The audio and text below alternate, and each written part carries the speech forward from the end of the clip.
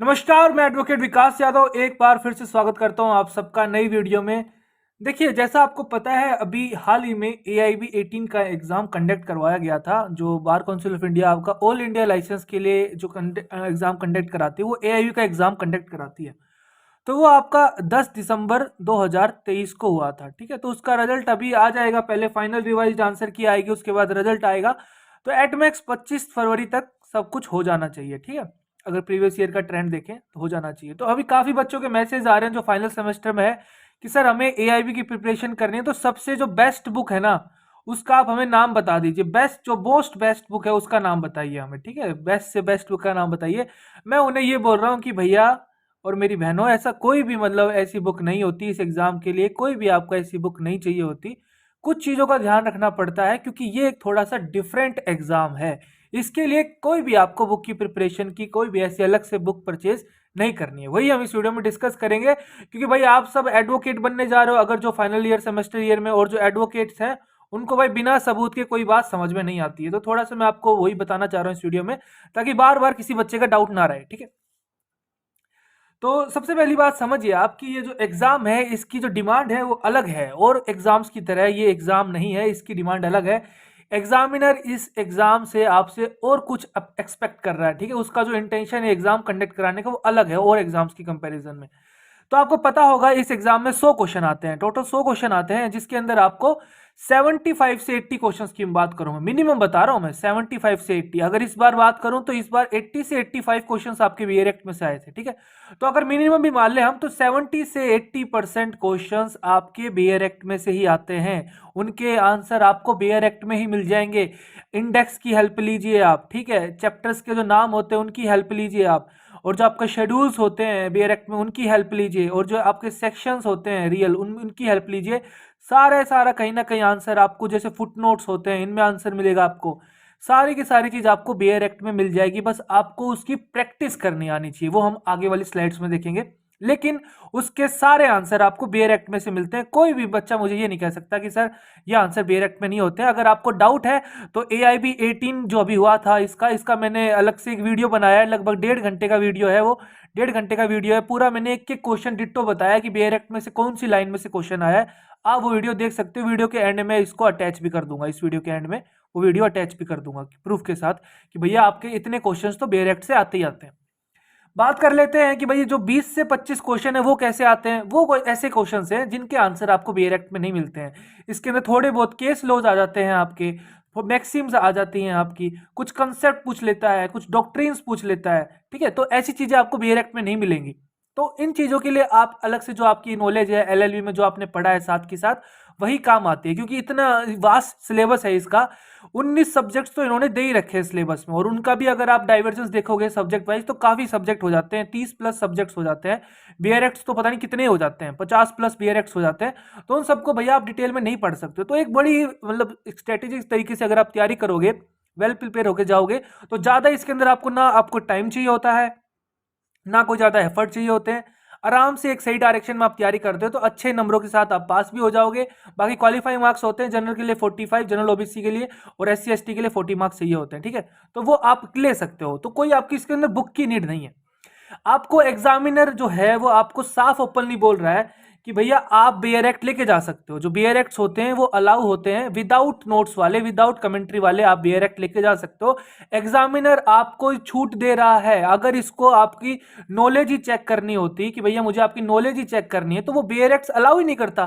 ठीक है, सिंपल वो ये मतलब ऐसे एग्जाम दे देता, 100 क्वेश्चन दे देता कि भैया आपको कुछ चीजें याद करनी पड़ेंगी, कुछ चीजें समझनी पड़ेंगी, एप्लीकेशन बेस्ड क्वेश्चन है, लेकिन आपको कोई भी आपको बीआर एक्ट ले जाने की आजादी नहीं है। ठीक है, तो एग्जामिनर आपसे नॉलेज चेक नहीं करना चाह रहा है इस एग्जाम में। इस एग्जाम का जो पर्पज है एग्जामिनर का वो यही है, आपसे वो यही चेक करना चाह रहा है। कल को आप वकील बनोगे, एडवोकेट बनोगे आप, तो जज साहब आपसे बोलेंगे कि वकील साहब ये वाली चीज मुझे इस फाइल में मिल नहीं रही है, फटाफट बताइए कहाँ पे है। या आपने कोई फैक्ट कोट किया कि भैया मेरे केस से ये रिगार्डिंग फैक्ट था। अब जज साहब ने बोल दिया ये आपने कहीं लिखा हुआ है अपनी प्लेंट में, मुझे दिखाइए, या अपनी पेटिशन में कहीं लिखा हुआ है, मुझे दिखाइए। तो आपको पता होना चाहिए एज ए एडवोकेट, जब भी आप प्रिपेयर होकर कोर्ट के अंदर जाते हो तो आपकी एक पिक्चराइजेशन मेमोरी होती है। ठीक है, पिक्चराइजेशन मेमोरी होती है जिसके अंदर आपको पता होना चाहिए कि भाई मेरी जो फाइल है, मेरी जो पेटिशन है, मेरी जो एप्लीकेशन है, उसके भाई फलाना पेज नंबर पे, फलाना पैराग्राफ पे ये बात वहां लिखी हुई है। आपको पन्ने नहीं पलटने हैं, जस्ट आपको पन्ने पलटने हैं। आपका इतना कॉन्फिडेंस होना चाहिए कि आप उन्हें बता पाओगे सर ये पेज नंबर 40 पे आप जाइए, पैराग्राफ नंबर 3 पे देखिए, ये लास्ट की 3 लाइनें देखिए, वही मैंने अभी कोट की है। तो कहने का मतलब ये है, एग्जामिनर आपसे चाह रहा है कि आपका बहुत ही फास्ट प्रोसेस वे में आपका माइंड काम करे। आप पेजेस जो होते हैं उनको खगालना आना चाहिए, आपको जो बेयरक्ट्स होते हैं उनको खगालना आना चाहिए। आपको जल्दी जल्दी निगाह देखनी आनी चाहिए कि भाई मेरे क्वेश्चन की क्या डिमांड है और कौन से सेक्शन से मेरे को इसका आंसर मिल जाएगा। ये सारी चीजें आती हैं आपकी केवल और केवल प्रैक्टिस से, और कोई इसका शॉर्टकट रास्ता नहीं है। जितना आप प्रैक्टिस करोगे उतना ज्यादा आप ये चीजें सीख जाओगे, ठीक है। इसीलिए ये एग्जाम नॉलेज का नहीं है, ये एग्जाम प्रैक्टिस का है, ठीक है। बेयर एक्ट को कैसे खंगाल सकते हो, बेयर एक्ट को कितनी बार आप पढ़ सकते हो, इंडेक्स को कैसे यूज कर सकते हो, ये सब चीजें आपकी इस एग्जाम में डिमांड करता है एग्जामिनर, ठीक है। इसलिए बुक जरूरी नहीं है। एक प्रूफ ये हो गया आपके सामने। और दूसरा प्रूफ क्या है, जैसे आपको पता है अगर आप बुक मान लो परचेज करते भी हो, तो बुक में जो सबसे अच्छी बुक मान लेता हूं मार्केट में, मान लो सबसे अच्छी जो बुक भी है, तो वो क्या बताएगा, मान लो ये क्वेश्चन है आपके सामने, उसका आंसर वो दे देगा, तो कह देगा इस वाले सेक्शन से ये आपका क्वेश्चन बना है। तो अब आपको ना तो ये सेक्शन याद करने की जरूरत है, ना इस सेक्शन को ज्यादा मतलब इसके कीवर्ड्स याद करने की जरूरत है। भैया आपको बेयर एक्ट जब अलाउड है तो आप क्यों इस चीज को याद करोगे ना। तो आपको बस ये देखना आना चाहिए कि जो क्वेश्चन है मैंने इसको सेक्शन 8 में कैसे ढूंढा, सेक्शन 8 में ही क्यों ढूंढा, और कोई सेक्शंस मैंने क्यों नहीं ढूंढा। तो ये चीजें आपको सीखनी है। तो बुक केवल आपको नॉलेज प्रोवाइड कराएगी, प्रैक्टिस प्रोवाइड नहीं करा सकती। प्रैक्टिस के लिए आपको क्या करना है, प्रैक्टिस के लिए एक ही ब्रह्मास्त्र है, केवल और केवल एक ही है कि आपको प्रीवियस ईयर क्वेश्चंस लगाने पड़ेंगे। PYQ जो AIB के हैं सारे के सारे लगा मारो। अब तक मैं जितने भी प्रीवियस ईयर आए हैं वो मैंने सारे अपने प्लेलिस्ट में 1600 के प्लस क्वेश्चन है वो करवा चुका हूं। एक एक क्वेश्चन को सोल्व किया है मैंने, बेयर एक्ट में से कैसे ढूंढा है मैंने, कटआउट के थ्रू एक एक चीज मैंने आपको वहां सिखा रखी है, प्रैक्टिस करा रखी है।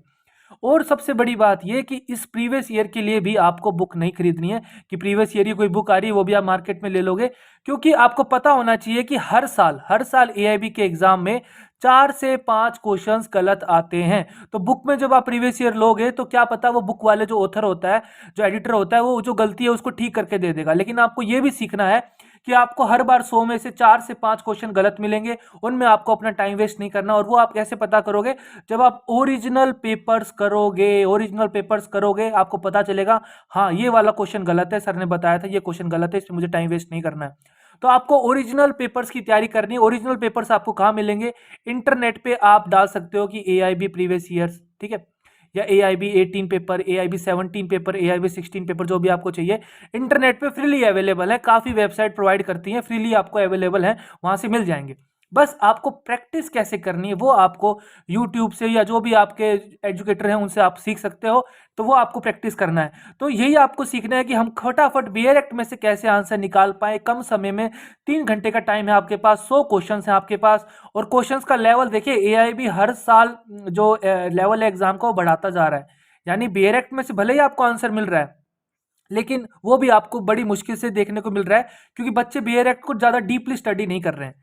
इसीलिए कहने का मतलब यही है कि जितना आप बेयर एक्ट में टाइम यू स्पेंड करोगे, बेयर एक्ट पढ़ने में टाइम स्पेंड करोगे, उतने ही ज्यादा चांसेस हैं आपके कि फर्स्ट अटेम्प्ट में ही आपका AIB एग्जाम क्लियर हो जाए। इस बार मैं आपको बता दूं, जितने मेरे पास बच्चों का रिस्पॉन्स आ रहा है, लगभग इस बार 40 से 45% बच्चे फेल होने के पक्का, क्योंकि हर साल आपको पता ही है, हर साल लगभग 28 से लेके 32-33% बच्चे फेल होते हैं। इस बार ये आंकड़ा बढ़ेगा, क्योंकि इस बार पेपर का लेवल थोड़ा सा अच्छा था, क्वेश्चन थोड़े से डीपली पूछ लेते एग्जामिनर ने। तो आपको इसको थोड़ा सा इतना हल्के में भी नहीं लेना है, बस प्रीवियस ईयर को प्रैक्टिस करो, कोई बुक की कोई जरूरत नहीं है।